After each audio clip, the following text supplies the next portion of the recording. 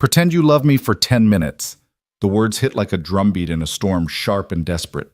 Rain streaked across the cafe's wide windows, paparazzi lights flashing like jagged lightning behind them. Inside, everything smelled of cinnamon and steamed milk, warmth holding its fragile ground against the chaos outside. The CEO, who had just burst through the door, stood breathless, drenched eyes darting like a hunted animal.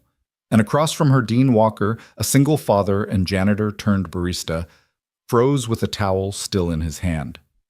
Follow my story to the end and comment the city you are watching from so I can see how far my story has traveled. The cafe was always quiet at that hour. The low hum of conversation wrapped around the hiss of the espresso machine. Dean liked it that way. After his afternoon shift cleaning offices, he came here for the evening hours, steady work that let him keep Ethan close while finishing homework at a corner booth. But tonight's stillness shattered. The woman who stormed in looked nothing like the regulars. Her pencil-slim coat clung to her frame, hair pinned with surgical precision, now loosened by the rain lashes glittering with drops like sparks. Behind her, flashes blazed through umbrellas as paparazzi pressed against the glass. 10 minutes, she repeated, voice breaking with adrenaline. That's all I need. Pretend you're with me, please. Dean blinked, the towel heavy in his hands. That's oddly specific, because I only need 10 for them to get bored, she answered, glancing over her shoulder at the mob outside. And because I don't make a habit of lying longer than necessary. From the corner booth, a small voice piped up.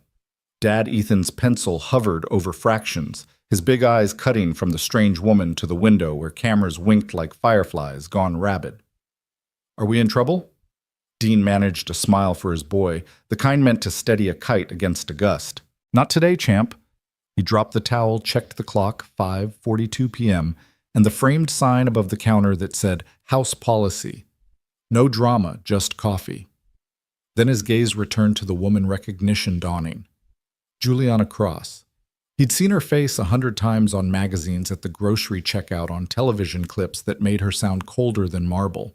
A self-made billionaire CEO of Heartline International. A woman with a spine that cut steel and rumors she had never ordered but could never silence. Dean's jaw worked. He looked from her to Ethan, then back. Ground rules, he said finally. Her breath hitched. What if we're doing this? No touching, that makes my kid uncomfortable. You follow my lead even if it looks ridiculous. And we stop at 9 minutes 59 seconds. For the first time since she'd crashed into his world, something like amusement tugged at her mouth. Deal. Dean stepped towards her, calm as someone used to climbing 12-foot ladders to change bulbs, confident and economical in his movements. He picked up a cappuccino tray, polished steel gleaming under the lights, and positioned himself beside her. Timer bud, he called. Ethan lifted his math workbook like a clapperboard. And action. Dean angled himself so the tray caught the reflections from the windows, scattering the paparazzi's sightlines. To the cameras, it would look like intimacy, like a man leaning close, whispering conspiratorial things into a woman's ear. Who's the guy? Someone shouted outside. Another yelled a name that wasn't hers. Juliana's shoulders tensed, the weight of headlines heavy even here. Dean tilted his chin toward the glass. Trouble. Tilt your head like you just heard a better story than the one they're selling. She did. The change was immediate, the CEO mask softening her jaw, unclenching into something strikingly human. You're good at this, she murmured. I mop floors, Dean replied evenly. And play bodyguard, apparently, just making sure the wolves get bored before the coffee does. He handed her a cappuccino, the heart-shaped foam still intact. For the photograph you didn't ask for. Her laughter was a soft current, the kind that sneaks under a locked door. Do you hand out props to all your pretend girlfriends? Only the one I'm dating for the next 9 minutes, he deadpanned. She nearly spilled the cup. From the corner, Ethan called Dad. He's at the door. Dean turned. A photographer had pushed the cafe door open an inch. Dean moved before the hinge could squeal. Tray snapping up to block the entrance with the polite clang of steel. House policy, he said calmly. Order or out? Come on, man, the photographer groaned, rain dripping from his jacket. She's public interest? No, Juliana said suddenly, stepping beside Dean. Her voice was clear, steady. I'm a human being. There's a difference. The door eased shut. Outside, umbrellas rippled with irritation, then resettled like blackbirds on a wire. Inside, time ticked forward. 3 minutes gone. Dean gestured toward a booth near the window. Sit. If they want a show, let's give them one that doesn't cost your soul. She slid into the seat coat damp against the leather. Dean set another cup down for effect, then crouched to tug the napkin dispenser forward, a small barricade that shielded her phone from prying eyes. Juliana's eyes followed his hands, curious. I hire consultants for crisis management, she murmured. Turns out, I needed a barista. Don't be offended, Dean said, but I'm off the clock in 17 minutes. After that, I'm strictly a dad. Her lips curved faintly. I'm not offended. I'm relieved. 5 minutes left. The rain grew quieter, more thoughtful, as if listening in. Dean leaned against the booth across from her, studying her face. Not the polished version from the headlines, but the fragile edges of someone carrying more weight than applause could offset. They called me reckless this morning, she confessed. Cable news. The lie was sharper than the truth will ever be. There's a trick to lies, Dean answered. They burn quick and bright. Truth doesn't care about fireworks, it just stays. She looked at him, then really looked, the steadiness in his eyes, the unpolished honesty. For a moment, the storm outside was just weather, nothing more. Time check. Ethan bounded over sneakers, thudding softly. 7 minutes. Also, I finished the fractions. Dean slid over hand, resting lightly on his son's shoulder. Show me. Juliana watched that touch. Gentle, respectful, not owning, only assuring. She'd seen men sign billion-dollar partnerships with less reverence than this father gave a worksheet. You're good with him, she said before she could stop herself. You make hard things look easy. Dean shrugged. Only job I ever wanted to be great at. Her gaze flicked to the window. Some paparazzi had already drifted away, searching for a louder storm. She exhaled a little steadier than before. What's your name? She asked suddenly. Dean Walker. That's Ethan. I'm Juliana. I know Ethan said serious as a judge. My grandma watches you on the business channel and yells at the TV when the men interrupt. Juliana laughed real this time. Tell your grandma I've been interrupted by experts. I'll survive. 9 minutes. Almost safe. Dean straightened. How do you want to exit this scene? Juliana thought, then said softly. The back alley. By the time I reach the corner, they'll forget me for dinner plans and neon signs. She hesitated. Could you stand in the doorway with the tray until I'm clear? I don't want them getting bold. Dean picked up the tray, spinning it once like a coin catching light. Bold men love a mirror. Ethan's voice carried from the booth, counting down 9:30, 40, 50. Dean moved first, tray raised like a courteous shield. Juliana followed close, her heels striking wet tile chin high, as if reclaiming command. At the back door, he nudged it open with his shoulder, checking the alley. Clear enough? She slipped into the gray mist, paused, turned back. Thank you. Not for the performance, for not making it a transaction. 10 minutes are up, Dean said gently. You don't owe me anything. Her throat tightened. She tucked a card onto Ethan's math book before stepping into the rain. Then she was gone, swallowed by the city. Dean lowered the tray. The cafe exhaled. Ethan trotted up, solemn. Was she a princess? Dean grinned despite himself. No kiddo. She's the kind of girl who builds the castle and negotiates for better sidewalks. Outside, the storm softened into ordinary rain. Inside, Dean returned to his machine steaming milk that sounded like a small train leaving an honest station. Rain softened to an ordinary hush against the windows, the kind of drizzle a city forgets to notice. Dean set the tray down, the polished steel no longer a shield, just a tool again. The cafe exhaled. Chairs creaked. Someone laughed at a joke that didn't ask for attention. Behind the counter, steam curled from the wand like a sigh that had waited its turn. Ethan slid back into the corner booth and gathered his pencils like a production crew striking a set.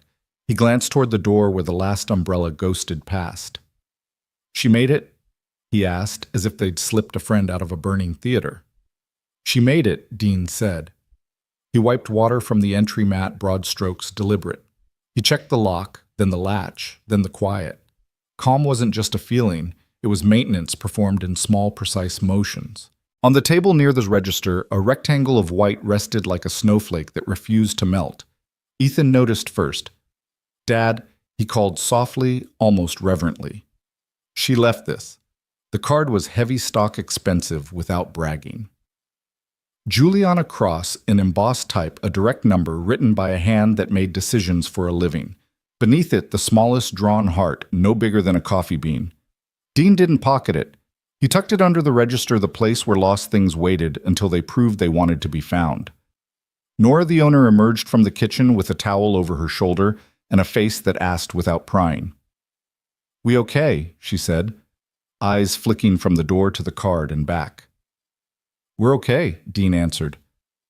"Those vultures don't buy scones," she muttered, angling a tray toward the pastry case. "House policy stands." "House policy stands," he echoed, and the words eased something in his chest. He pulled 2 hot chocolates for the last pair of regulars, then wiped the counter with the careful grace of someone who knows people, read love in clean corners.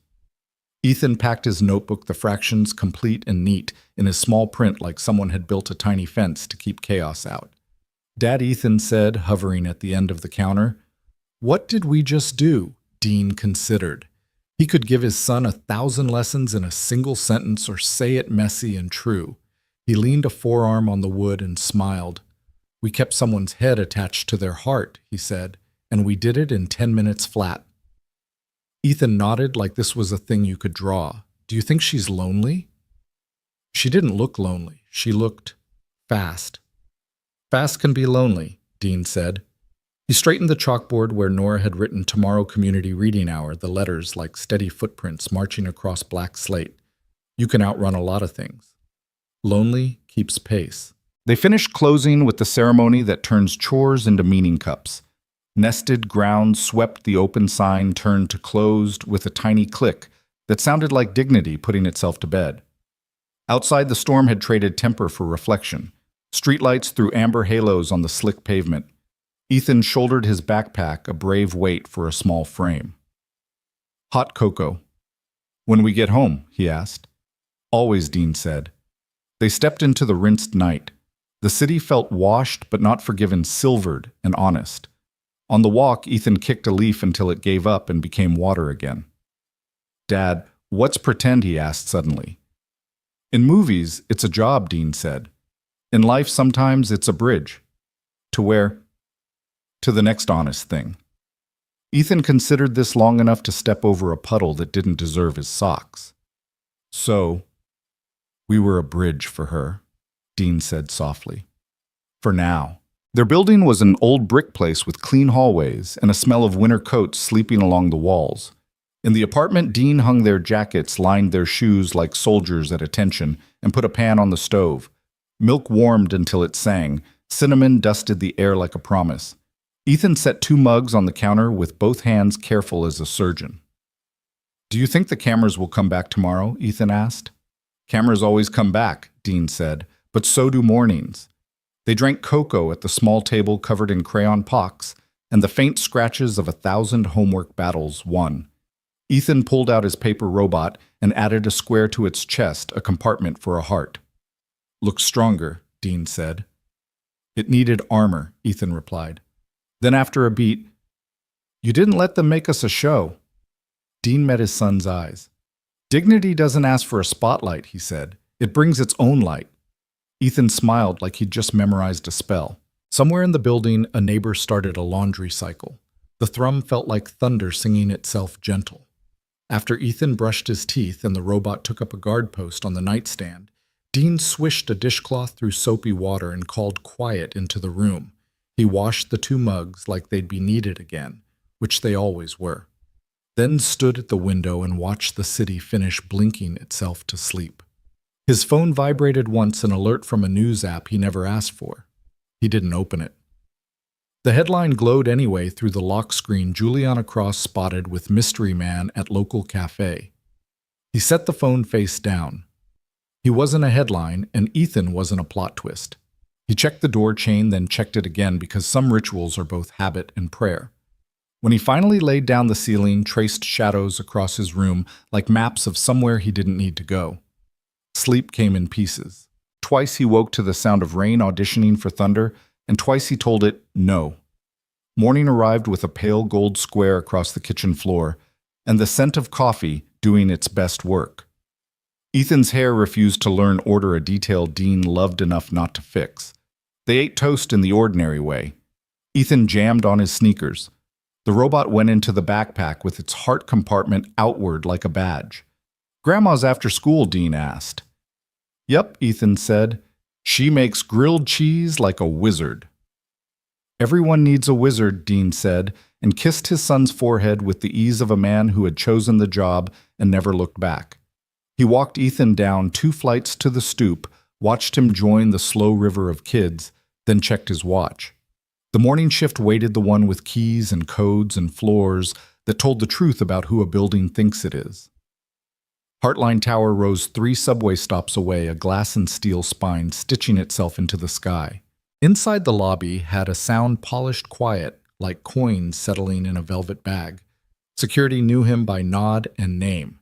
He signed the clipboard because procedure is also a kind of love, then shouldered the supply cart that always felt lighter than it should. On the far wall, a muted television ran a business show. The lower third scrolled, "Cross fends off rumors. Mystery man raises questions." Dean kept moving. He didn't owe the room a face. Elevators sent steel doors sliding with the finality of sentences that don't need witnesses. Dean took the service lift to 18, where the glass meeting rooms floated like aquariums filled with suits and plans. He started with the hallway, because hallways prepare people for the rooms they enter. Mop strokes, even water changed, often corners detailed. He believed in the dignity of invisible work, the kind that holds the world up and never gets a plaque. At a cross corridor, he paused. Through a pane of glass, he could see a small conference room where a young associate had left a coffee ring on the table and a smiley face drawn on a legal pad like a dare to look away from the day. Dean wiped the ring clean through the open door and straightened the pad. He didn't erase the smiley. "Some graffiti is good for morale." "Morning," a voice said behind him, brisk and polite. He turned. A woman with a tablet and a posture that suggested no time for nonsense regarded him with interest, not dismissal. Late 20s, smart eyes badge clipped clean Maya Chen. "You're Dean Walker," she said, as if reading a file only she could see. He nodded. "On paper and in person." She glanced at his cart, then at the corridor he'd already turned from ordinary into respectful. "Ms. Cross would like a word," Maya said. "If you're willing." Dean checked the clock on the wall the way his mind always weighed minutes against Ethan's after-school pickup, like an abacus made of promises. 5. "If it doesn't disturb the work," he said. "It won't disturb anything that matters," Maya replied. 18th floor boardroom. Now. He followed her down the corridor. The carpet gave underfoot like it forgave. When the boardroom door swung open, the city poured in through windows that knew how to keep secrets. People looked up 2 board members on screens. A legal counsel, an empty chair at the far end like an invitation left by someone who believes in chance. Juliana Cross stood at the head of the table. For a breath, neither of them pretended. Yesterday's rain lived faintly in memory, but today the air smelled like glass and deadlines. Her gaze found him with that same startled steadiness, as if somewhere in her map of crisis he had become a landmark. "Mr. Walker," she said, voice even almost warm. "Thank you for coming on short notice." He nodded once, all the permissions he was willing to give on a weekday morning. "I come cheap," he said. "I don't come careless." A corner of her mouth acknowledged the line, but her eyes didn't leave his. "Then let's not waste either," Maya gestured to the empty chair. Dean set his palms on the polished table, grounded as a man who had learned to steady ladders in crosswinds, and took his seat. Outside the glass, the city rearranged its angles. Inside, a plan waited that would make the next 3 weeks feel like a lifetime and a minute all at once. The boardroom gleamed with glass and steel, a cathedral built for numbers and polished arguments. But when Dean sat down, palms flat against the table, the air shifted. He wasn't in a suit. No silk tie, no practiced posture, just a clean shirt, the kind of steady presence that didn't ask permission to exist. Juliana's gaze lingered on him longer than she meant to, remembering last night's storm. remembering the stranger who had blocked flashbulbs with a tray and given her 10 minutes of safety. Now, under the daylight honesty of the 18th floor, he looked the same. No theatrics. Just calm. Agenda Maya said crisply, clicking the remote. The wall screen flickered alive with headlines and stock tickers. Stabilize optics ahead of the quarterly meeting. Decide on a narrative we can live with. Choose the hard way now, or the impossible way later. Hard way, Juliana said immediately. She folded her hands, voice carrying the clipped conviction of someone who had weathered storms bigger than gossip. Always. Dean leaned back slightly, studying the slide, a collage of tabloid headlines and grainy paparazzi photos. His image was there too, tray half-raised expression, unreadable. The caption underneath screamed, "Mystery man at Cross's side, new love or new lie." He exhaled through his nose. "Why am I here?" Juliana didn't flinch. "Because yesterday you kept my head attached to my heart," she said, "and because those photos are out there now. I didn't plan the rumor, but I can steer it." Maya glanced at her notes. 3 weeks. Appear as a couple at selected public events. Not a campaign, just a steady narrative through the shareholder vote. After that, the noise will fade. Dean's brow lifted. "You want me to act like I'm dating you?" "Yes," Juliana said, her eyes holding his without apology. "But no lies about who you are. No staged melodrama. We act like human beings who choose to stand together. That's all." Silence stretched. Dean's mind flicked to Ethan, his son bent over fractions, his small shoulders carrying trust Dean would never betray. "Ground rules," Dean said finally. His tone was even but iron-lined the words. "First and last. My son is off limits. If a camera catches him, if an event interferes with his routine, if a story tries to make him content, my no is the end of the sentence." "Done," Juliana said, no hesitation. Maya added, "We'll establish a media shield. No appearances involving Ethan. Separate protocols for privacy and safety."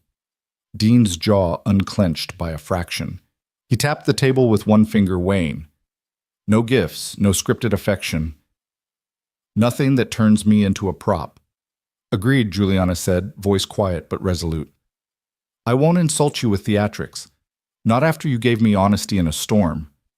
Dean studied her, searching for cracks. But all he found was steadiness wrapped in exhaustion she refused to show. "What's the fee?" Juliana asked, sliding a folder across the table. Her tone was businesslike, but her eyes softened just enough to say she understood what it cost to ask. Dean hesitated. His pride wrestled with his reality. "I don't need a paycheck. I need a lawyer. Not a cousin who prints forms for cheap. A real one. There's a custody review coming. The other party wants more weekends. I want what's best for my boy." Juliana didn't blink. "We'll set payment terms through a third-party trust. Transparent. It goes to your counsel directly, not through me." Maya was already typing. "Clean line, full compliance." Dean almost smiled. "You're very good at making decent things boring." "That's the only way they stay decent," Maya replied, returning the smile. Juliana flipped a page in the folder. "Appearances begin tonight. ESG Fund Gala. A mixed crowd. Old money. New money. Skeptics, believers. We arrive together. No speeches beyond what's required. No cameras in your son's direction." Dean's eyes narrowed. A gala. In borrowed tuxes and borrowed stories. Not borrowed. Juliana corrected. Tested. She slid a slim document across the table. It wasn't glossy. It wasn't rehearsed. Just typed lines and clauses, each one carrying weight. "Mutual respect," she said. "That's the only contract that matters." Dean read every word, tracing the lines with the focus of someone used to machines that couldn't afford failure. At the end, he looked up. 2 questions. "Ask," Juliana said. "What do I call you when the cameras aren't around?" Her lips curved the faintest release of tension. "Juliana, not Ms. Cross. Titles have their place. They don't belong in kitchens or quiet rooms." Dean nodded once. "Second, who's going to hate this the most?" Maya flicked to her final slide. A grayscale headshot filled the screen, sharp jawline, sharper smile eyes like polished glass. "Conrad Vale. Activist investor. He's betting on your soft edges, Juliana. He thinks he can pressure you out if he makes enough noise. Dean studied the photo. He looks like a man who thinks a broom only sweeps one way. Juliana's voice was steel-laced with warmth. Let me worry about Conrad. Dean held her gaze. And who worries about you? She didn't look away. I do. And for 3 weeks apparently you do too. The silence that followed wasn't awkward. It was a bridge steady enough to walk on. Maya cleared her throat. We'll draft terms and circulate. Appearances start tonight. Dean leaned back, exhaling. Let's write it down. Pens scratched against heavy paper. Not romance, not performance, just respect bound in clauses and ink. When the last page was signed, Juliana capped her pen like closing a door softly. She looked at Dean, a flicker of something in her eyes she refused to name. After hours, she said, We meet at the cafe, not for cameras, to rehearse exits and entrances. So we don't step on each other's toes. Dean's mouth curved faintly. You bring the spine. I'll bring the coffee. She almost smiled. Deal. Outside the city pulsed with headlines waiting to be written. Inside, 2 unlikely allies sat at the same table, unaware that their signatures had just lit the fuse on a story that would test every truth they thought they knew. And somewhere in the quiet corner of Dean's mind, one promise repeated itself like a steady drumbeat: Ethan comes first. Always. The black town car rolled to a stop in front of the Marriott Grand, its awning glowing gold under the drizzle. Red carpets stretched across the wet pavement like defiant ribbons. Flashes sparked even before the door opened. Dean tugged at his collar, already regretting agreeing to a tux. The bow tie strangled him like a bad decision. Relax, Juliana murmured beside him. She sat, poised, hair swept back in an elegant knot. Emerald gown shimmering like it had been cut from the night itself. She didn't look like a woman on trial with investors. She looked like control. Dean gave her a dry glance. Relax. I mop floors in these buildings at 2 a.m. I don't stroll through them in black tie. She leaned in, her perfume subtle but steady, like cedar after rain. Then tonight, you're not a janitor. You're my partner. That's all anyone needs to know. He huffed a quiet laugh. And here I thought honesty was part of the deal. The door opened. Flashes detonated. Voices swelled. Juliana, over here. Who's the mystery man? Dean stepped out first, shielding her with his frame. For a split second, cameras caught his shoulders squared like a wall. Then Juliana emerged, slipping her hand through his arm. The crowd roared a feeding frenzy of questions. Inside the gala's marble lobby, chandeliers dripped crystal. A string quartet's notes floated like fragile glass, but Dean's eyes stayed on her heels. High sharp, too delicate for slick stone. He noticed the wobble before anyone else did. 3 steps and her heels snapped. Not loudly, just enough to throw her balance. Her hand clutched his sleeve. In that fraction of a second, Dean reacted. He caught her steadying her weight. Cameras clicked like gunfire from behind. Juliana's face didn't falter. Her lips curved into a serene smile. Only Dean felt her grip tighten like steel. Keep walking, she whispered. He glanced down. The heel dangled useless.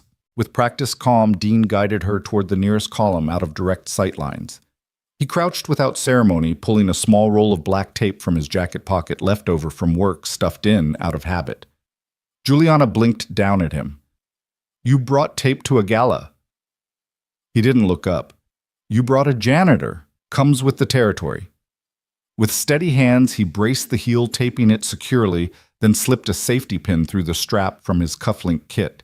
He gave it one quick test, solid enough to last the night. When he stood, their eyes met. Something unspoken flickered there. Respect, gratitude, maybe more. You saved me again, she said under her breath. He adjusted her arm on his. No, I just kept you standing. Saving is your department. Together they moved back into the glow of the lobby, perfectly timed with the string quartet's crescendo. To the cameras, it looked flawless, just another graceful entrance. But at the far end of the hall, a man in a navy suit smirked. Conrad Vale. His drink swirled gold under the chandeliers. Well, well, Conrad drawled when they approached. Juliana Cross with a new accessory. I didn't know the janitorial union loaned dates now. Dean didn't flinch. He tilted his head tone even. Funny thing about accessories, they break when you lean on them too hard. Tools, though, they keep working. Conrad's smirk faltered for a split beat. Then he chuckled, lifting his glass. Sharp tongue for someone polishing floors. Careful cross. You might actually make them believe this stunt. Juliana's smile didn't waver. Believe what you want, Conrad. The numbers will speak louder than you ever will. They walked past Dean's hand steady against hers, but inside Juliana's pulse hammered. She hadn't planned for a rival's sneer to sting less than the comfort of Dean's quiet defense. Hours later, when speeches ended and glasses clinked, Juliana excused herself from the table. In the powder room's mirror, she studied the taped heel and thought of Dean kneeling without hesitation, hands steady as stone. For the first time in years, she wondered if her image wasn't what needed saving, if maybe, just maybe, it was her heart. But as she stepped back into the ballroom, her phone buzzed with a single text from Maya. CPS complaint filed, Dean's name on it. Juliana's stomach turned cold. Juliana's hand trembled as she lowered the phone, its screen dimming into the hush of the gala's soft lighting. She forced her breath steady, smoothing her gown as though fabric could anchor her mind. Across the ballroom, Dean stood near the buffet, back to the wall, surveying the crowd with quiet vigilance. He had no idea. She slipped past champagne trays and whispered conversations until she reached Maya, who was posted near the exit like a watchtower in heels. Maya, Juliana murmured, keeping her face poised. Tell me that message was an error. Maya's eyes were hard. No error. A formal complaint was filed with Child Protective Services. It questions Dean's capacity as a custodial parent. Juliana's pulse spiked. On what grounds? Vague. Unfit environment, unsafe hours, unstable income. Maya tapped her phone, voice low and crisp. Anonymous, but my money's on Conrad Vale or someone he pays. The timing's too neat. It's designed to rattle him before the proxy vote. Juliana exhaled sharply, fury tightening her chest. He asked for one thing, just one. Leave his son out of it. Her gaze found Dean again. He hadn't noticed the shift. He was scanning the chandelier's fragile rigging like it was another job site, the habit of a man who never stopped checking for weak beams. Juliana's throat constricted. She thought of the tape in his pocket, the quick way he had caught her when she fell. And now someone was targeting the one person he couldn't tape back together with steady hands. We can't tell him here, Maya warned softly. Not with cameras around. He'd rip Conrad's smirk right off his face, and the tabloids would feast for weeks. Juliana nodded, though her stomach rebelled. She straightened her shoulders, slipping her mask of calm back on. Then tonight we smile. Tomorrow we fight. As if on cue, Dean noticed her across the room, his brow furrowed, reading her tension even through the glow of chandeliers. He crossed the floor in slow, sure steps, the crowd partying unconsciously for his presence. You okay? He asked. Voice pitched low as he offered her a glass of water. Juliana took it, careful not to spill. Long night, too many speeches. Dean studied her face unfooled, but he didn't push. Instead, he shifted slightly so his body blocked her from the line of Conrad's lingering gaze. That one quiet move wrapped her in more safety than 100 security details. The gala dragged until midnight. By the time they slid into the car, Juliana's composure had splintered.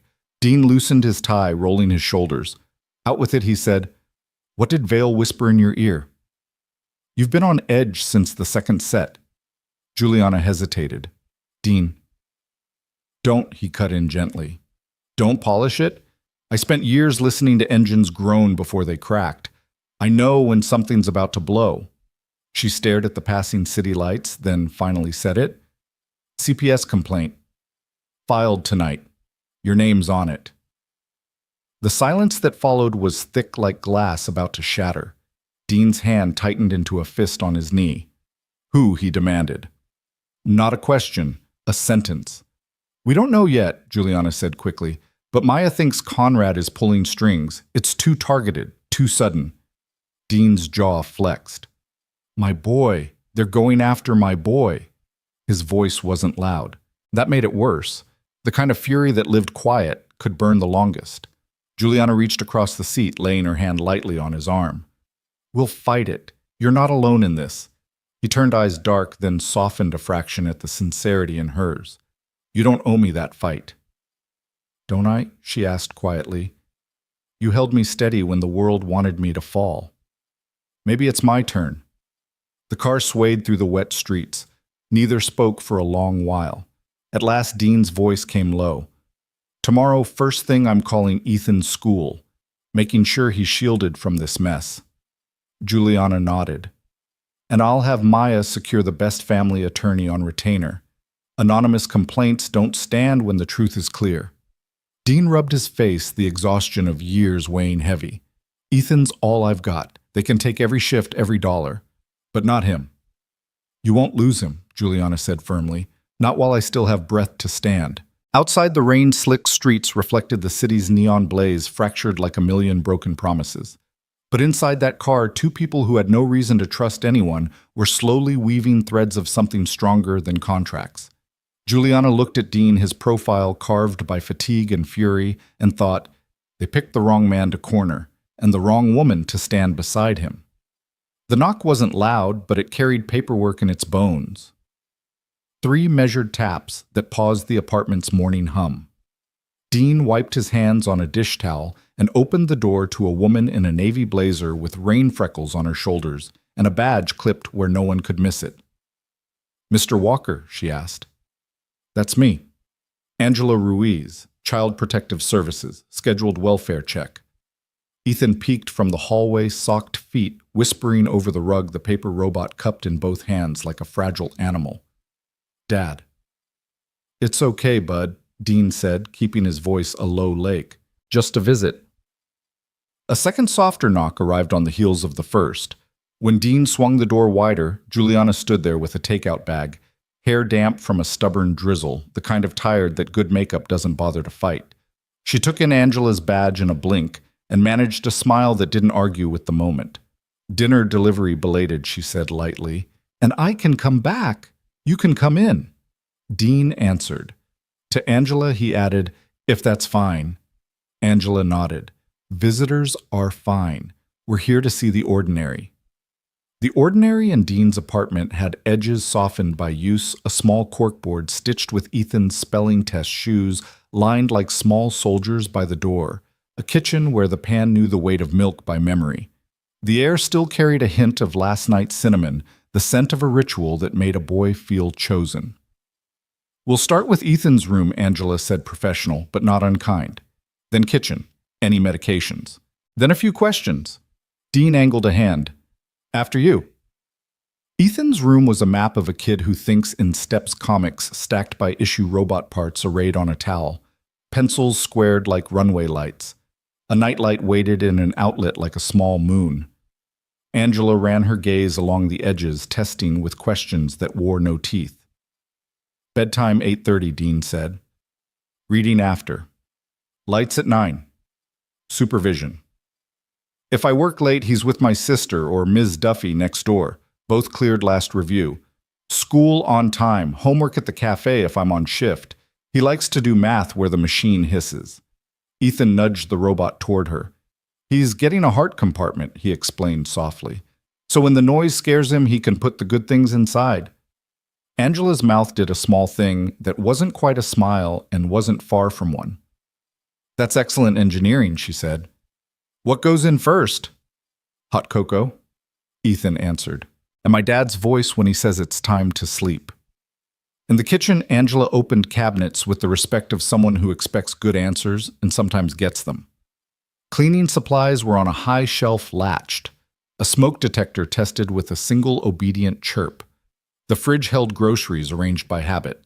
Not display eggs, greens, leftovers in labeled containers. A simple calendar on the wall wore blue circles around school nights and a red star 2 weeks out that said simply, check in. Angela made notes. Has there been a change in your work schedule? Evening cafe shifts. Daytime janitorial 2 days a week, Dean said. Never both late on the same night. Income stability. Enough to keep the lights on and the pan singing. Angela asked about medical history, emergency contacts, a dentist appointment next Thursday. Dean answered with file folders already set on the counter, report cards, immunization records, a letter from Ethan's teacher that said, what teachers say when the evidence is obvious, respectful, punctual, curious, safe. Juliana lingered a step back, not interfering, scanning the room with the quiet inventory of someone who knows how to read care in the posture of objects. She noticed the dish rack 2 mugs still beaded from a wash that looked like gratitude. She noticed the way Dean let silence lead when Ethan spoke. She noticed the way the apartment felt small, yes, but generous. Angela closed her folder partway and looked up official again. Mr. Walker, this visit was prompted by an anonymous concern. It's routine. I will recommend a follow-up in 2 weeks, but I want to be clear, I'm not seeing immediate risks. Ethan's shoulders loosened. Dean only nodded. Understood. Questions for me, Angela offered. Just one, Dean said. How do I keep my son's name out of rooms that want to turn kids into stories? Angela hesitated, then answered the way good public servants do, honest, without pretending honesty could solve everything. Set boundaries. No interviews involving him. No photos without consent. Monitor for leaks. And if the noise escalates, we can coordinate a media exposure plan with the school. Juliana stepped forward, respectful. Our legal team can draft those boundaries this week and route them through you. Clear, enforceable language. Angela glanced at her badge, then at Juliana's face, then back to Dean. That would help. They walked Angela to the door. She paused in the frame, rain-stitching lines through the hall light behind her. You have a good home, she said to Dean. Then to Ethan. Your robot's heart compartment is the smartest thing I've seen all day. After the door clicked shut, silence sat with them like a fourth person who meant well. Dean leaned against the counter, the dish towel twisting slowly in his hands. He looked at Juliana not with blame, but with the fatigue of a man who had learned to tell storms from weather. You didn't have to see that, he said. I'm glad I did, she replied. It made the truth louder than the rumor. He breathed out that long kind of breath that lets the ribs move again. Some people hear CPS and think the word means failure. He shook his head. It means someone whispered in the dark. The system checks. It's what it's supposed to do. Juliana set the takeout bag on the table and opened cartons. Rice still steaming, chicken glistening, something green that deserved applause. Eat, she said gently. Then we plan. He didn't argue. They sat. Ethan told them about a kid in his class who could draw dragon wings on notebook paper that looked like they could fly. The ordinary made room for itself, as ordinary does when invited. When Ethan took his plate to the sink and ran the faucet like a miniature river, Dean spoke again. I'll call the school in the morning. Let them know to redirect anything that smells like media. I'll have Maya draft the protection language tonight, Juliana said, and connect you with a family attorney who knows CPS procedure in their sleep. He lifted a palm. I appreciate the help. But my no is still the end of the sentence where Ethan is concerned. It is, she said. No flinch, no sales pitch. I'm not here to be the loudest voice. I'm here to back yours. The dishwater hummed. Ethan dried his hands on a towel 3 times his size, then left the robot on the table and padded off to brush his teeth. For a minute, the apartment was just sync music and shoelaces learning their knots. Juliana studied Dean's face, the lines earned honestly. I hate that it came to your door, she said. He asked for one thing. Leave his son out of it, Dean finished. Yeah. He turned the robot gently in his hands, thumb settling on the tiny square Ethan had built for a heart. They think making noise makes them bigger than the room, he said. But a kid's life is small on purpose. That's the point. Small, safe, boring when it wants to be. Juliana's voice lowered. If it helps, Maya's already pulling threads. We'll know where this came from. He almost smiled. I know exactly where it came from. I just don't want to spend the next 2 weeks teaching my boy what retaliation means. Then we teach him what quiet means, she said. Not silence, the kind you choose. Ethan reappeared in pajama pants with dinosaurs arguing across them and leaned into Dean's side with the full trust of a small gravity. Can Ms. Juliana stay for Coco? He asked. If she wants to, Dean said, checking her face. Please, Juliana answered, a surprising softness in the word, like something relieved to be asked for once instead of demanded. But I should leave before it's late. Dean warmed the pan again. Milk Rose sang. He whisked cocoa and cinnamon until the smell stitched the room together. They stood around the small stove like it was a campfire. Ethan sipped with the ceremony the drink deserved. Dad. Ethan said without looking up. Am I? The reason the cameras are mean. Dean crouched until they were eye to eye, the kitchen tile cool through his knees. No, he said. The reason they're mean is because they're lazy. Me and Ms. Juliana are going to make their job boring. Boring is good, Ethan decided, and drank. When it was time for bed, Ethan hugged Juliana with the easy certainty of a kid who can smell a safe person. Thanks for dinner, he said, and for being fast when the world is loud. Juliana's laugh was small and true. I'll work on being fast and quiet. After his door closed, Dean walked Juliana to the threshold. The hallway light made a slim crown on her hair. For a moment, neither moved. You're allowed to be angry, she said. I am, he answered. I'm also allowed to be precise. Tomorrow I'll brief Maya. We'll get the boundaries drafted.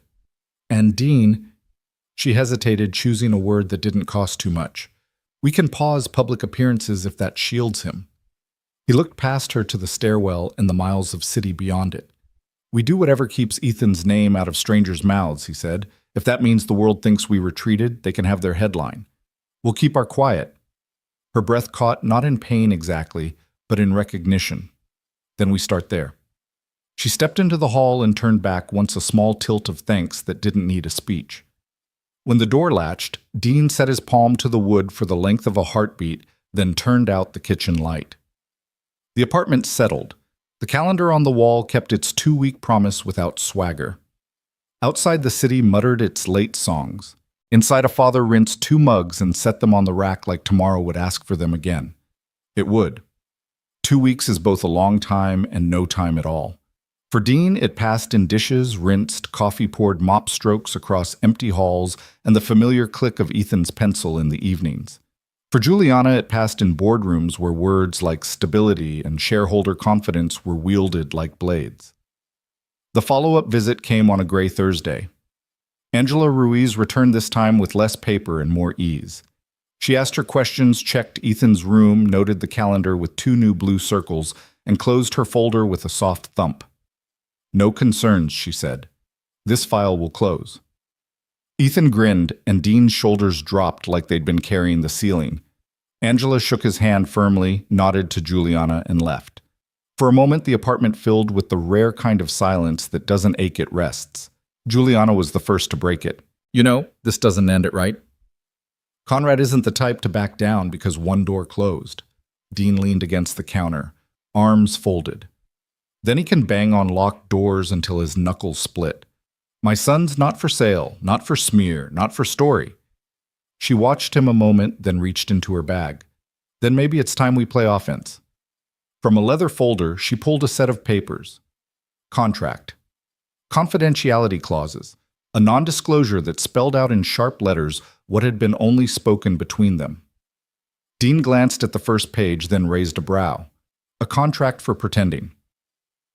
A contract for protecting Juliana corrected. This codifies boundaries. It keeps Ethan's name sealed. It keeps my board off your back. And it makes it harder for Conrad to twist shadows into rumors. Dean flipped the page eyes, narrowing at the legalese. I'm a janitor. My contracts are usually a mop and a clock-in sheet. You want me to sign something that makes my life a headline if it goes sideways. Juliana stepped closer, her tone low. I want you to have leverage if they come after you again. You've already been dragged in once. I won't let it happen twice. For a heartbeat, silence sat between them like an uninvited guest. Dean set the papers down carefully. I'll look it over, he said. But I don't sign until someone I trust explains every comma. Juliana almost smiled. That's the smartest thing I've heard in a boardroom tone all week. Before more could be said, Ethan wandered in pajamas, rumpled hair, sticking in directions that defied reason. Dad, the robot's heart won't stay closed, he mumbled. Dean crouched. Show me. Ethan handed over the small cardboard contraption. The flap meant to cover the heart compartment kept slipping.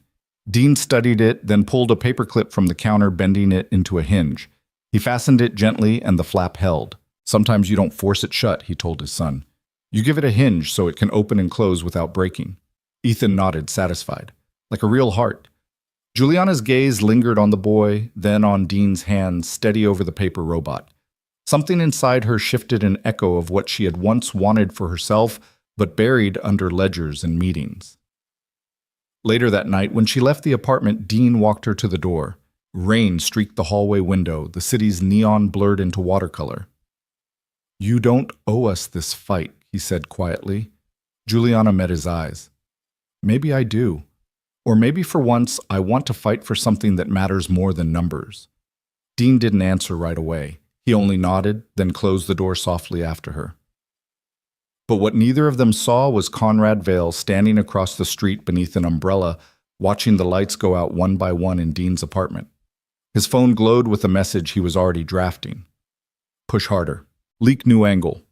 Target the janitor." He smirked as he hit send. The storm wasn't over. It was just moving closer. The first headline hit on a Monday morning, buried mid-scroll beneath weather updates and market chatter. "CEO's secret companion has a past the board should question." Dean's phone buzzed before his second cup of coffee. A coworker slid it across the counter at the cafe, lips tight. "That you?" he asked. Dean scanned the piece. Grainy photos of him walking Ethan to school. The boy's face blurred but still there. Words like custodial worker and living paycheck to paycheck, dressed up like evidence. And the kicker, is this the man influencing the company's most powerful executive? He shoved the phone back. "Don't read it aloud, not here." By the time he clocked out that night, the whispers had sprouted legs. Customers lingered longer than usual. Two teens snickered at the counter, one holding up a phone like a shield. Dean kept moving, mopping floors with strokes that told the tile nothing about the fire under his skin. When he stepped outside, Juliana was waiting near the lamppost, hair swept back, trench coat sharp against the drizzle. The glow from passing headlights cut across her face, half steel, half fatigue. "You saw it?" she asked. "Hard to miss." Dean answered. "They blurred my son, but anyone in our neighborhood knows that jacket. They may as well have painted a target." Juliana's jaw tightened. Vale. "It's his style feed crumbs, let the crowd do the tearing." Dean's voice was low, steady. "He drags me fine. But if Ethan so much as gets side-eyed at school, this ends in a courtroom." Juliana nodded, then handed him a folder. "Our legal team drafted the cease and desist already. But, Dean, he's not just playing press. He's probing your life for cracks. Debt history, custody, disputes, anything." "I don't have skeletons," Dean said flatly. "Just bills and calluses." "Then he'll invent them," Juliana warned. As if on cue, a black sedan slowed near the curb.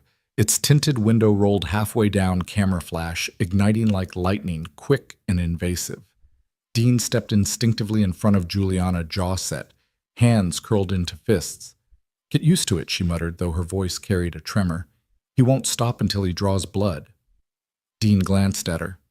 "Then we don't bleed." That night, Ethan curled up on the couch beside Dean Robot, clutched to his chest.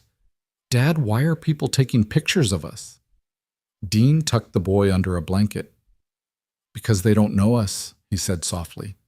"They make stories when they don't know the truth." "Do you tell them the truth?" Ethan asked. Dean kissed his son's hair. "Sometimes the truth isn't what they want. Sometimes the truth is just ours." In the kitchen, Juliana leaned against the counter, watching her throat tight. She had spent years defending numbers, strategies, mergers. Yet here, in a two-room apartment with peeling paint, she realized what defending people actually looked like. She crossed the room, crouched so she was eye level with Ethan. "You know what your dad's right about?" she asked gently. "You don't have to explain yourself to anyone who isn't safe." Ethan studied her face, then whispered, "Are you safe?" The question caught her. For a moment, the CEO disappeared and only Juliana remained. She nodded. "Yes, I am." Ethan seemed satisfied, tucking the robot into the blanket with him. Juliana stood, but Dean's eyes followed her, measuring the truth she'd just given, as if it mattered more than the folder of legal defenses on the counter. Outside, Conrad Vale sat in his sedan reviewing the photos. He smiled coldly. The janitor wasn't breaking yet, but pressure had a way of finding the weakest wall, and Vale was very, very patient. By Wednesday morning, Conrad Vale's smear campaign had grown legs. The tabloids traded whispers for Roar's single father or opportunist janitor's connection to CEO raises questions. Each article bled the same poison, the same implication that Dean was climbing through Juliana's world, not by merit, but by manipulation. Dean read none of it. He couldn't stomach the bile. But he heard the echoes. A neighbor's cautious wave. A teacher's clipped tone on the phone. Even Ethan came home quiet, backpack slung lower than usual. At the apartment table, Dean tried to fix his son's favorite toy, a little wind-up car, but the spring wouldn't catch. Ethan watched silently until he blurted, "Dad."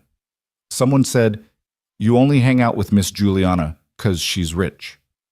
Dean's hand stilled. The words cut sharper than any headline. He set the car down, met Ethan's eyes. "Listen to me. I stand by Juliana because she's human, because she's worth standing by, not because of a bank account." "You understand?" Ethan nodded slowly, but the bruise of doubt lingered. That evening, Juliana arrived unannounced, her heels clicking over the cracked hallway linoleum. She carried no folder, no laptop, just a bag of groceries and eyes shadowed with fatigue. "I figured you could use a dinner without headlines," she said softly. Dean blinked. "You cook." "Barely," she admitted with a wry smile. "But I follow directions." "That counts." They chopped vegetables in a silence broken only by the scrape of knives and Ethan's soft humming from the other room. For the first time in days, the apartment smelled of garlic and hope. Midway through, Juliana's phone buzzed. A message from Maya lit the screen.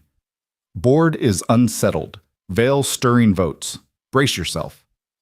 Her throat tightened. She set the phone face down. Dean caught the flicker in her expression. "Bad news." "Just Vale being Vale," she said. Then after a pause, "He's pressing the board harder. If they think my judgment is compromised, they'll push me out." Dean wiped his hands on a towel. "And if they do," Juliana met his gaze, "then I lose more than a title. I lose everything I've built to protect my father's legacy." Dean studied her a long moment. Then he said, "Maybe it's not about what you built. Maybe it's about what you keep standing for after it's stripped." The words landed heavy. Juliana swallowed, turning back to the pan before the ache in her chest betrayed her. Dinner passed in fragile warmth. Ethan giggled when Juliana nearly dropped a ladle. Dean smirked when she burned her tongue on soup. For an hour, the smear campaign didn't exist. But once Ethan was asleep, Juliana lingered at the door coat draped over her arm. "Dean, if this storm gets worse, you need to be ready." He leaned on the frame. "Ready for what?" "For them to dig deeper. For them to drag out things that should stay private. They'll try to break you by any means." Dean's jaw set. "They won't break me. They'll just learn what fighting looks like when you've got nothing left to lose but the truth." Juliana's breath caught at the steel in his tone. She touched his arm lightly, almost without thinking. "Don't let them harden you," she whispered. "That's what they want." Their eyes held in the dim hallway, neither stepping back until a sudden sound split the quiet, the metallic clatter of an envelope sliding beneath Dean's door. He bent, picking it up. No return address. Heavy, thick paper. Inside, photocopies of old employment files, an accident report from a construction site years ago, and a single line scrawled in pen, "Unfit father. Unstable past. More coming." Dean's fingers curled around the paper's knuckles white. Juliana felt the air tighten, the fragile warmth of dinner already evaporating into dread. Vale wasn't done. He was just starting to bare his teeth. The envelope sat between them on the kitchen table like a live wire. Dean flipped through the pages, jaw tight. A decade-old incident report glared back his name scrawled beside words like injury on site and workplace dispute. It wasn't damning. It wasn't even unusual for construction work. But in the wrong hands, twisted the wrong way, it painted a man as reckless, unstable. Juliana skimmed her pulse, quickening. This is Vale. He's testing how far he can push without getting caught. Dean's voice was flat. Testing, he's already in my home. Not yet, she said firmly. This is intimidation, not evidence. Dean shoved the papers back into the envelope, his chair scraping. Tell that to Ethan when he sees strangers snapping pictures or hears lies at school. Juliana reached for his arm, stopping him mid-motion. Her touch was light, but her eyes steady. Dean, look at me. You've already faced worse than this. You walked through war zones, you raised a child alone. Vale's just a man with money and ink. He doesn't know resilience when he sees it. Dean met her gaze, his breathing slowing. The words didn't erase the fury, but they steadied it. That night after Juliana left, Dean sat at Ethan's bedside longer than usual. The boy's chest rose and fell in soft rhythm, his robot clutched like a talisman. Dean brushed back Ethan's hair and whispered, "They won't take what's ours." Morning brought no relief. Vale's campaign escalated. Flyers appeared near the school. "Would you trust this janitor with your children?" Dean tore one down, fists shaking. By the time he returned home, 2 more had been posted. Juliana stormed into her office that same afternoon, Maya close behind with a stack of reports. "The board is rattling," Maya said. "Vale's feeding them stories about Dean. They're starting to wonder if your judgment is compromised." Juliana slammed a folder shut. "Compromised? For protecting someone decent." "Perception is their gospel," Maya warned. "And Vale knows it." Juliana pressed her palms to the glass window overlooking the city. Her reflection looked back at her perfect hair-sharp suit, but a fracture behind the eyes. She whispered almost to herself, "I won't let them do this to him." Or to Ethan. That evening, Dean returned to find Juliana already at his kitchen table. She had brought more than groceries this time, she had brought resolve. "Vale won't stop until one of us breaks," she said. "So we stop him first." Dean dropped his work bag, pulling out the torn flyer. "How lawyers' articles?" "They play in his arena, he owns the scoreboard." Juliana leaned forward. "Then we drag him into ours." "Truth. Transparency. You speak, not as my pretend companion, as who you are, a veteran, a father, a man who works 2 jobs and still shows up for his kid. They can't smear honesty if you stand in it." Dean let out a rough laugh. "You think anyone's listening to a janitor over a billionaire? I do," she said firmly. "Because I will make them listen." Silence stretched. The rain pattered on the window, the hum of the city a dull echo. Dean finally sank into the chair across from her. "You're asking me to stand in front of cameras," he said. "I'm asking you to stand in front of the truth," Juliana countered. Ethan wandered in, rubbing his eyes. "Dad? Miss Juliana, why are you talking so loud?" Dean gathered his son into his lap, kissing his hair. "We're talking about telling people who we really are, Bud." Ethan tilted his head. "Like when I told Mrs. Pierce I didn't break the vase, even though everyone thought I did?" Dean smiled faintly. "Exactly like that." Juliana's throat tightened. Out of the mouth of a child came the clearest strategy. She rose, sliding a business card across the table. "Tomorrow morning, press conference. Be there." Dean stared at the card. He had sworn to keep his head down to protect Ethan by staying invisible. Now the only way forward was the opposite, stepping into light that burned. He looked at his son, then back at Juliana. "If I do this, it's not for you. It's for him." Juliana nodded once. "That's exactly why it will work." Outside, thunder cracked. The storm was no longer at a distance. It was right over their roof. The room wore morning light and restraint. No banners, no sponsor wall, just a lectern, 2 side screens, and a white placard on an easel that read, "Heartline Transparency Briefing." Security stood along the walls, not to intimidate, but to keep the temperature civilized. Reporters filed in with notebooks and phones, their voices the low buzz of bees deciding whether to sting. Backstage, Maya adjusted the tiny mic at Juliana's collar and smoothed an imaginary wrinkle from her jacket. "No spin." She said the reminder more ritual than instruction. "No spin?" Juliana echoed, letting the words settle in her bones. She'd slept 4 hours on a couch, woke to a text from Dean. "We'll be there." 2 words that felt like ballast. She stepped to the podium. The room quieted the way rooms do when they sense the truth won't ask for applause. "Good morning," she began. "I'm Juliana Cross. I said I would stand here without a varnish, so I will." She let the microphones find her cadence. "Our public narrative for the next quarter is not romance distraction or rumor. It's operations risk numbers. That's what you can audit. That's what I will answer." A camera shutter clicked, then forgot itself.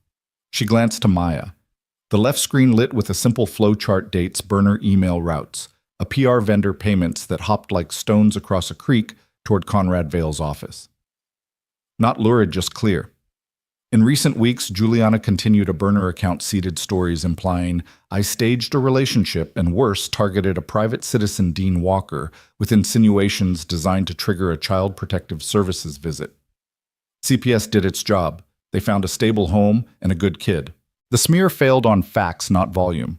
She let the sentence land, felt the room tilt toward listening instead of feeding. Hands rose. Are you alleging Mr. Vale? I'm stating, she intercut even but firm, that our ethics committee and partner funds have the materials, emails, invoices, and audio acknowledging the tactic. I'm not here to perform prosecution. I'm here to say we will not play that game. A murmur rippled. In the second row, a columnist with honest ink in his marrow lifted a hand. Ms. Cross, the man in the photos. Are you confirming a relationship? Juliana breathed once a measured inhale that tasted like cold glass and clean conscience. I'm confirming we treat people like they're not disposable. Whatever else you want to name it belongs to your page, not our policy. Phones vibrated as editors somewhere argued adjectives. Juliana set her hands on the lectern, the posture of a person who has stopped negotiating with fear. One more thing before we turn to operations, she said. The past few weeks did harm not to a company but to people. Dean Walker is not a prop. He is a father, a veteran, and a man whose dignity doesn't require my permission. The delay in drawing a hard line is mine. Her voice thinned, then steadied. Dean, I'm sorry I didn't protect you soon enough. Ethan, I'm sorry the noise reached your sidewalk. That's on me. Silence found its manners. Somewhere a pen stopped mid-scratch. At the back of the hall, a security guard shifted, less bored than a minute ago, and because his name has been used without his say. Juliana added, I asked him to speak for himself. Not as anyone's mystery, anything, but as who he is. Dean. He entered simply like a door opening to air you forgot you needed. Clean shirt, no jacket. That purposeful posture of a man who has carried weight without advertising it. He didn't touch the podium. He stood beside it, hands in plain sight. Morning, he said. If he was nervous, it didn't borrow his voice. I'm Dean Walker. I fix what squeaks for buildings that like to pretend they never squeak. And I raise a boy who believes robots need heart compartments. A small tilt at the corner of his mouth there and gone. A chuckle scattered, cautious and grateful. I've heard a lot of names for what the last few weeks have been, he continued. I can't answer to all of them. I can answer to one. Every night my title is father. Cameras don't make me more of a father. Headlines don't make me less. He let that settle. I'm grateful CPS did their job. I'm not grateful someone tried to weaponize that process. Where I'm from, you don't use kids as leverage. You don't turn kitchen tables into battlegrounds. The room held its breath, reporters' lenses, executives streaming this on laptops across the city. Even the HVAC hush seemed to lean closer. If you want to comment from me about being a mystery man, Dean finished, here it is. We keep our promises where the cameras aren't. He stepped back. No grand gesture, no triumphant nod, just space returned to its proper size. Questions pounced because that is their job. Mr. Walker. Did you? Ms. Cross, do you regret will Mr. Vale? Juliana reclaimed the mic, composed without ice.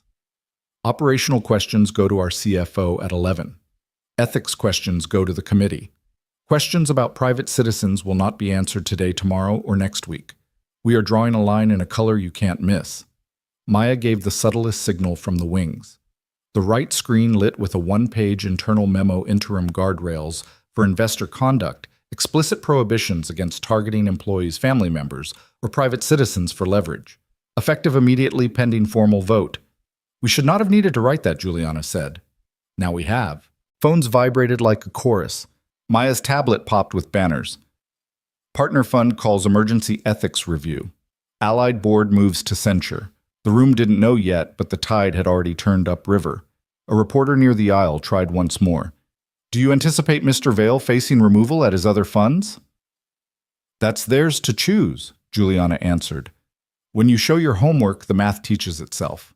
She closed her folder, not in triumph, but in completion. We're publishing a transcript of this briefing and our supporting documentation. Not to win a day. To honor the long day called accountability. The moderator thanked the room. Security didn't hustle, they guided. The buzz rose, but something had changed timbre from hungry to sober. The fluorescent lights seemed less cruel. Backstage, the quiet tasted like water. Maya slid in eyes bright with the victory she refused to call a victory. 2 funds launched formal inquiries while you were speaking, she said. A third is queuing a no-confidence vote. You didn't swing, you just set gravity loose. Juliana's mouth quirked relief threaded with caution. Then let the process do the talking. Dean stood a few feet away, checking his phone. A text from Grandma Ethan aced his reading quiz. Want cinnamon tonight?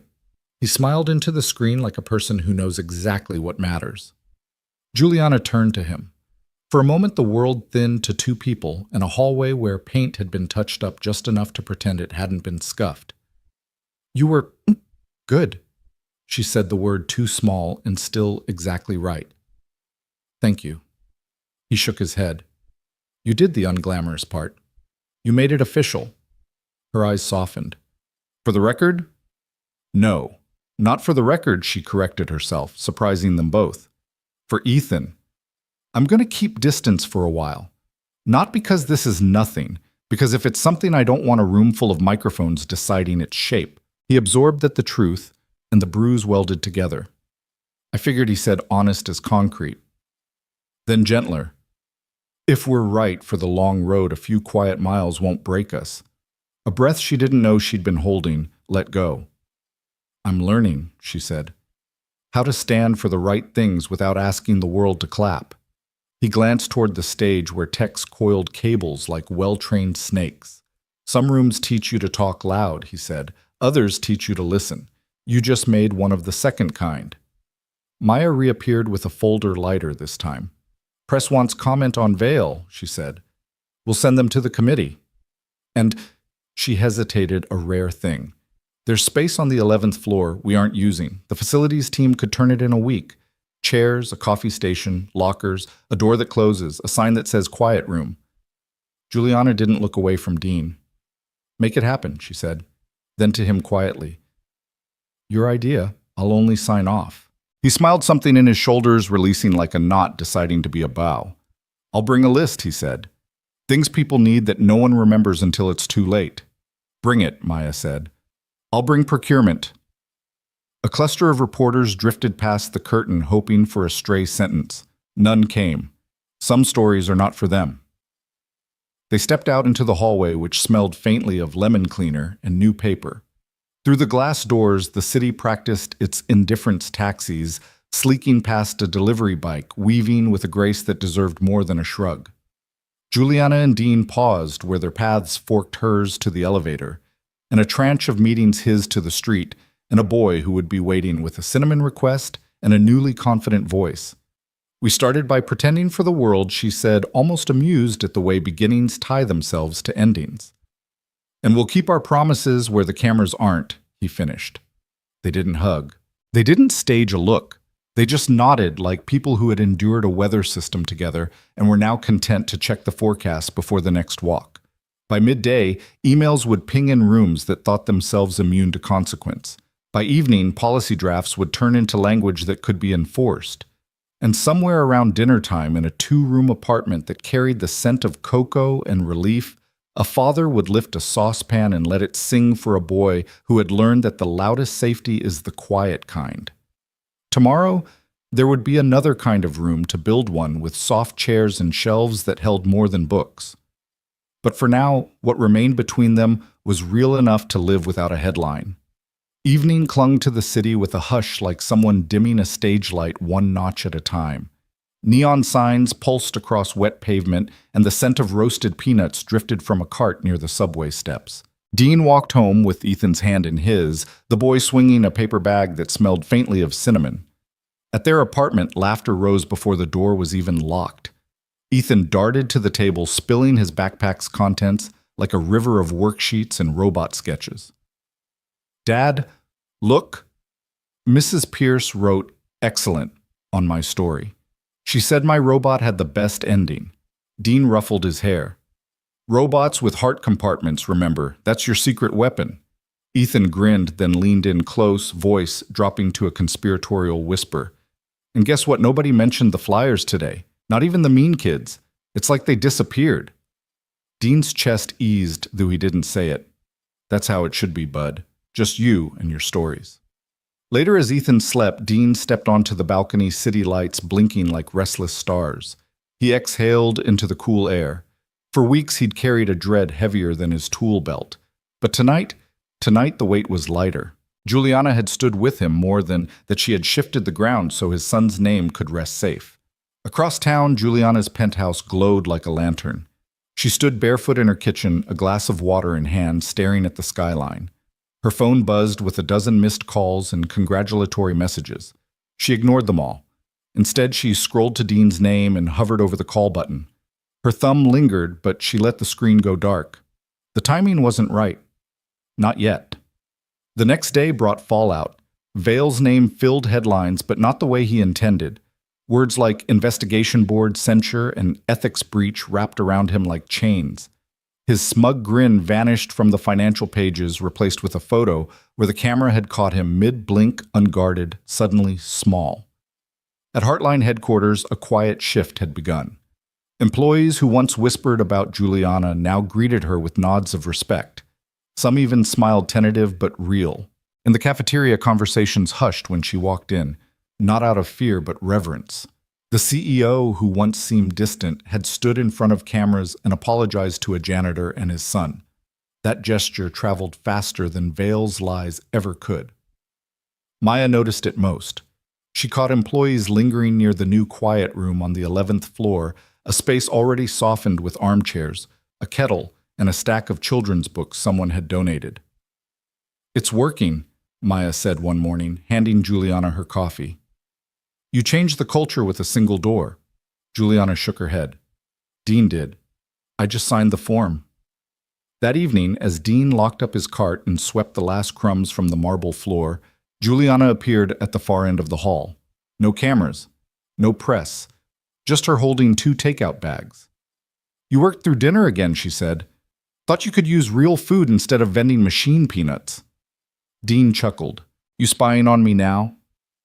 Maybe she teased, then added softly, "Maybe I just wanted to see you without microphones between us."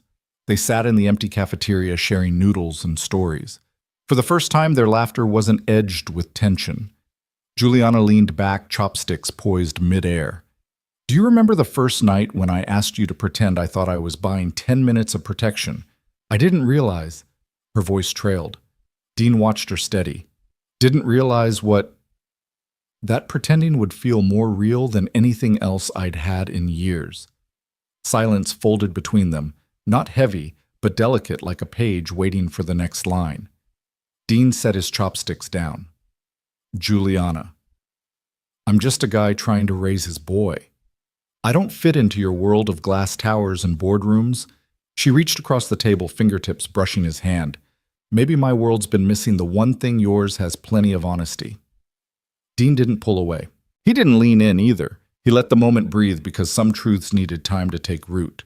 From the doorway, a janitor pushed a mop bucket, gave them a knowing smile, and disappeared without a word. Back home, Dean tucked Ethan into bed. The boy's stirred eyes half open. "Dad, is Miss Juliana going to come for cinnamon too?" Dean kissed his forehead. "Maybe one day, kiddo." And in the quiet that followed, he allowed himself for the first time to believe that maybe wasn't just a dream. Maybe was a promise. Friday dawned with a pale sky, the city still damp from a night of rain. Dean woke early, brewed coffee in the dented pot, and watched sunlight creep over the rooftops. Something inside him had shifted. For weeks he had braced against storms, Vale's venom, the board's suspicion, the whispers at school. But now for the first time there was space for stillness. He drove Ethan to school, the boy chattering about a robot comic he wanted to write. "Dad, the hero's name is Bolt. He saves people not with fists, but with gears that heal." Dean chuckled. "Sounds familiar? Just make sure Bolt gets a day off sometimes." When Ethan disappeared into the classroom, Dean lingered by the gate, catching a glimpse of other parents nodding his way. Not cold nods, respectful. Some even smiled. He exhaled long and slow. At Heartline headquarters, Juliana strode through the lobby in a cream coat, heels clicking steady against the marble. People looked up from their laptops, some even clapped quietly. She lifted her chin, offering nothing more than a polite nod, but inside her chest swelled. Respect earned in blood and truth was heavier, but it was real. Maya cornered her in the elevator.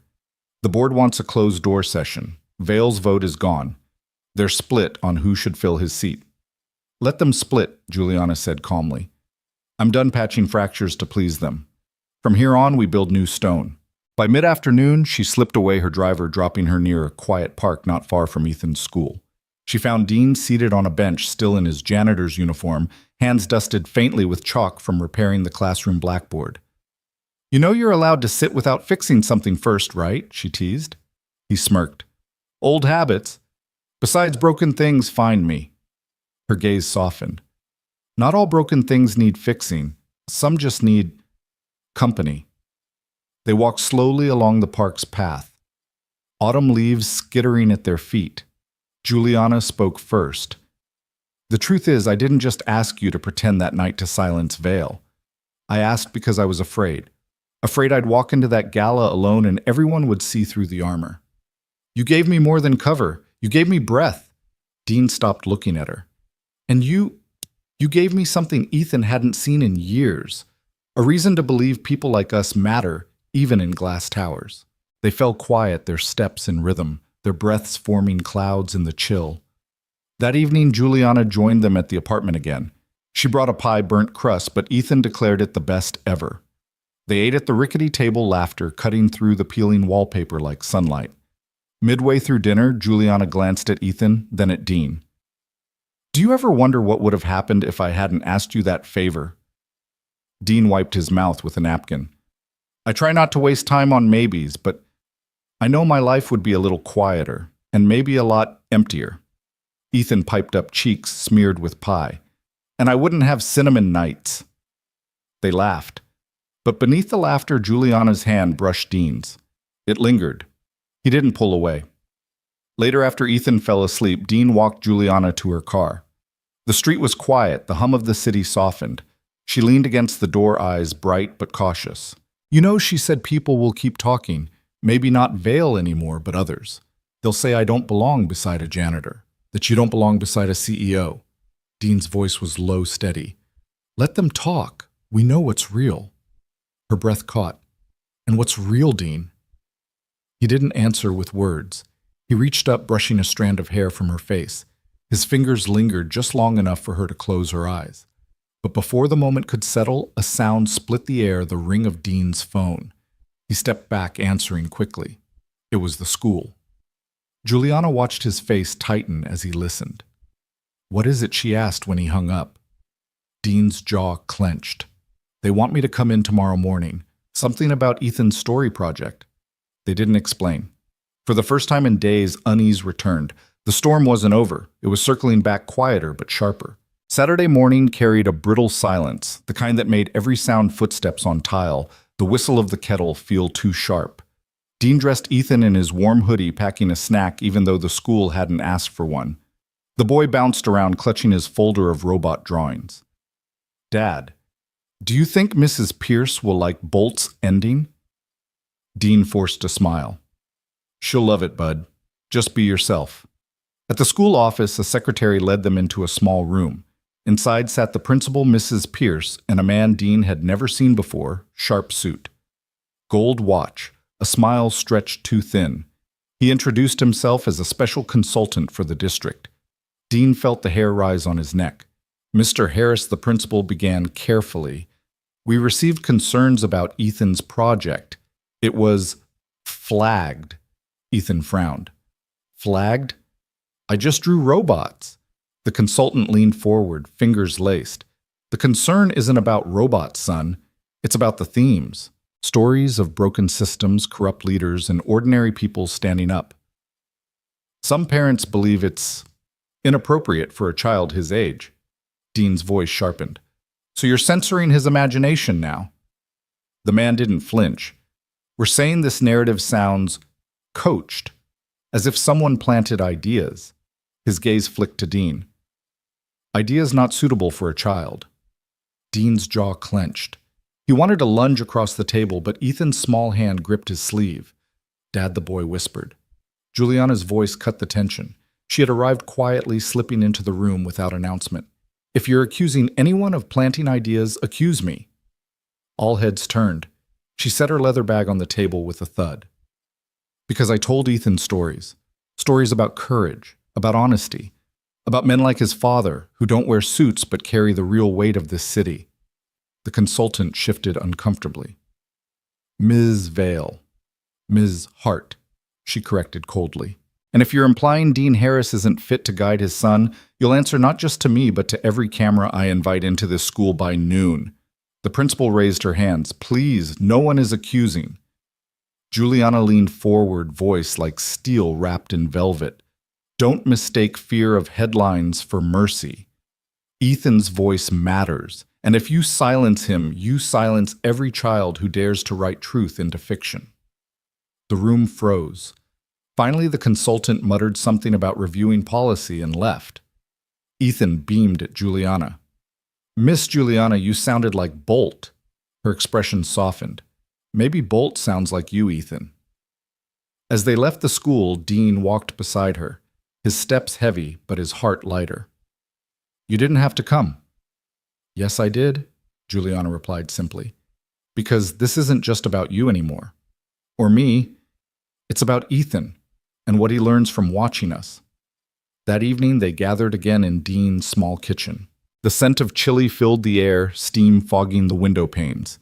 Ethan colored at the table while Juliana stirred the pot. Dean leaned against the counter watching her. You keep showing up, Juliana. Even when the fight's not yours. She glanced over her shoulder. Maybe that's what family does. The word lingered. Family. Dean's throat tightened. For so long, it had been just him and Ethan against the world. Now, the edges were shifting. Later, after Ethan drifted off to sleep, Juliana stayed behind. The apartment was quiet, the only sound the hum of the radiator. She sat on the worn couch, hands folded, eyes distant. Dean lowered himself beside her. You okay? She nodded slowly. For years, my life has been contracts, mergers, numbers. Everything polished, controlled. But tonight, in this little kitchen with chili bubbling, it felt like home. Something I didn't know I was missing. Dean's chest ached. He wanted to reach for her to erase the distance that had lived between them since that night at the gala. But before he could, she turned her hand, brushing his cheek. I asked you to pretend, Dean, she whispered. And now, I don't know if I can tell where pretending ends and real begins. The air between them crackled. Dean leaned closer, his voice rough. Then maybe we stop pretending. Their lips met, not with fireworks, but with a quiet certainty that felt stronger than any storm. For the first time, Dean Harris wasn't just a janitor or a veteran or a single dad holding the line. He was a man choosing something for himself. And Juliana Hart, once the untouchable CEO, chose him back. Sunday arrived with a soft shine, the kind of morning that makes a city look newly forgiven. The Indie Cafe's chalkboard wore careful handwriting, community reading hour 9:00 a.m. Someone had sketched a little coffee cup whose steam curled like music notes. Inside light fell across oak tables and a neat row of mismatched mugs. Dean Walker adjusted the open sign with the gravity of a tiny ceremony. Juliana Cross straightened a stack of paper cups, then smoothed the paper stage Dean had taped on the floor, a small square where big voices could stand. Neighbors drifted in as if answering a bell only they could hear, night shift custodians still in their sneakers, a nurse with purple tape on her wrist, the retired pianist from the Heartline lobby clutching a folded handkerchief, two teachers with Saturday faces, Nora from the kitchen wiping her hands on her apron as if she was about to applaud. Maya slipped through the door, last tablet tucked away on purpose. Ethan popped up onto the little wooden step Dean had sanded smooth until it felt like kindness. His hair was combed to the idea of order. He held stapled pages with the title written in pencil like a promise the strongest cup. Juliana leaned to Dean. You ready? She whispered. He smiled small and certain. Been ready for this since the day he learned once upon a time. The room quieted until you could hear the hiss of milk finding its song. Ethan cleared his throat. My story is about a guy who thinks he just cleans up spills. He began voice thin but brave, and a girl who builds castles and negotiates for better sidewalks. A ripple of laughter, careful not to spook the courage. It's about how they learned hot cocoa is just a drink that holds a family together. He read of a night when rain tried to be lightning, of a coffee tray that became a shield, of a heel that broke, and hands that fixed it with tape and a pin, because value is whether it holds when it matters. He read of a boy who gave a robot a heart compartment, so the good things had somewhere to live when the noise got loud. He read of a woman who said no to a bully in a room that echoed, and a man who said yes to telling the truth when telling the truth could sting. Midway through, Ethan looked up as if to check the room hadn't fallen away. It hadn't. It leaned in. Dean's hand found the back of a chair and stilled there like a person remembering to breathe. Juliana's fingers rested on the counter knuckles, pale then warm again. The strongest cup, Ethan read, voice steadier now, isn't the one that never spills. It's the one you refill together. When he finished, the silence didn't break so much as blossom. The old pianist clapped first one gentle beat, then another. The room followed soft, then full. Dean scooped his son into a hug so fierce the cafe looked away and smiled at its shoes. Juliana reached for the pages as if they were fragile glass. "You wrote this," she said softly. "And you let it walk." Ethan nodded, serious. "Miss Pierce said stories are like bridges. You have to trust them. Nora passed cocoa like medals that don't need a ceremony. Maya found a corner of counter and pretended to reorganize napkins, blinking hard. When she caught Juliana's eye, she gave a nod that said later, and good news, and we did it all at once.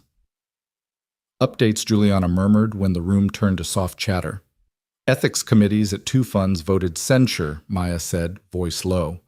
A third suspended Conrad pending a full review. And the quiet room rollout is set every building by summer. Procurement already ordered the chairs you liked. Also, she paused, letting the sentence find its true shape. The scholarship portal opened at dawn. First applications are in. Children of night shift workers, anonymized as promised. Juliana didn't smile. Something in her eased deeper than smile. "Good," she said. "Let the paperwork teach." Dean set 3 humble cups of cocoa on the counter, steam rising in unambitious halos. "To authors," he said. "To quiet rooms in loud cities," Juliana answered, tapping her cup to theirs. Ethan clinked, last solemn as a judge. People lingered. The nurse showed Ethan how to fold a paper heart for his robot. The pianist promised to bring a song next week that didn't rush anybody. A custodian with road salt on his cuffs pointed at the chalkboard. "Haven't seen a room do this much good with this little noise," he said to no one in particular. When the neighbors filtered out into the forgiving light, the cafe settled into the comfortable after silence of a job done right. Dean wiped down the counter without needing to. Juliana set the story pages beneath the tip jar like a talisman. Ethan perched on his wooden step, swinging his legs, a boy who had just found out his voice could hold a room. "Walk?" Dean asked, glancing at the window where the day had turned honest. They stepped into a street that smelled of wet brick and the kind of bakeries that know your name. The city moved at a humane tempo.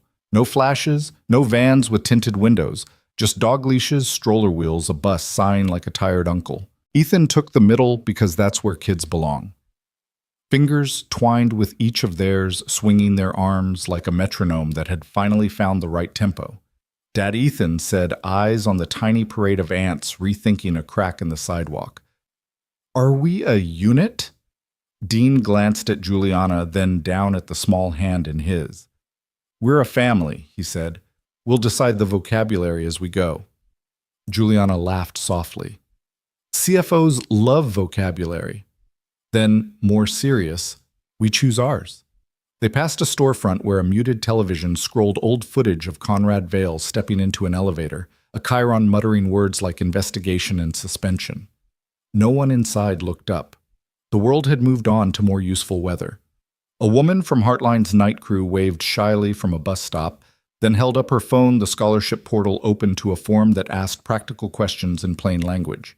Dean waved back with a smile that could steady a kite. Juliana lifted 2 fingers in a small salute and kept walking, because not all gratitude wants a spotlight. At the park, a breeze sorted the leaves into piles that didn't ask for permission. Ethan ran ahead to the low stone wall and balanced along it like a tightrope artist with a very sensible safety net. About yesterday, Juliana set eyes on the boy she had chosen to stand beside before she had chosen the man. I meant it. I won't let anyone turn his imagination into evidence. Dean nodded. You sounded like Bolt, he said, but I know it wasn't pretending. They stood in the kind of quiet that fixes more than it breaks. After a while, Dean spoke again, not looking at her, because sometimes the truest things prefer the sight of the eye. If this is the sequel, he said, let's write it because we're still here, not because a room clapped. Juliana turned to him. I choose you, she said, not because we won a round, because the quiet chose us back. A song drifted from somewhere. A window cracked open, a radio that trusted its own volume. Dean offered his hand, almost embarrassed, like a man who knows better than to stage grand gestures but sometimes forgets to stop wanting them. Dance with me, Juliana said, saving him from deciding alone, if the sidewalk doesn't mind. They moved small, respectful of pedestrians and their own history. The coffee tray that had once been a shield, the taped heel, the boardroom with its polished dangers, the kitchen where Coco learned to sing on cue, the school office where a consultant forgot what stories are for. Dean led like a person who'd memorized every creak in an old house. Juliana followed like someone who had traded armor for a dress you can breathe in. No one clapped. The city wouldn't dare. They walked home by the long way on purpose. At the cafe door, Juliana paused, touching the frame like blessing more than wood. Tonight, she asked. Cinnamon, always Dean said. Inside, he set 3 mugs on the counter with the care of placing medals that don't need names. Ethan climbed onto a stool and announced that the robot's heart compartment now had a hinge that would never jam. Because sometimes you don't force it, he explained to an audience that couldn't get enough of him. You make it so it can open and close without breaking. Dean caught Juliana's eye. She didn't say I love you. That sentence has its own weather and shows up when it wants. What she said was this: we keep our promises where the cameras aren't. He nodded, feeling the truth take its seat and unbutton its coat. Outside, the day softened toward evening. Inside, steam rose and made halos of nothing in particular. The story didn't need a drum roll. It needed a table, 3 cups, and a room that knew the difference between quiet and silence. Sometimes the strongest cup isn't the one on the counter. Sometimes it's the life that holds refilled after storms, handed from one set of steady hands to another, warm enough to share, ordinary enough to last. Your thoughts will help us create meaningful stories. And if you want to hear more powerful healing stories like this, don't forget to subscribe to the channel, click the bell icon so you don't miss any new episodes. And most importantly, share this video with people who need a little hope today. Thank you so much for your time. We hear you, we listen to you, and we are honored to tell these stories for you.